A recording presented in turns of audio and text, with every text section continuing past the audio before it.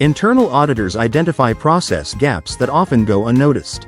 They play a critical role in highlighting operational failures and risks. Mapping actual processes against documented SOPs reveals gaps. Misalignments lead to compliance risks and inefficiencies. Auditors follow the workflow beyond documentation. Observing real-time operations helps identify delays and informal practices. Excess handoffs complicate processes. Auditors identify unnecessary transfers of responsibility that increase risks. Missing controls can pose significant dangers.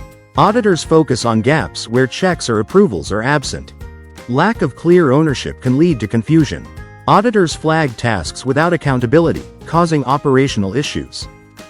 Reliance on individual personnel creates vulnerabilities.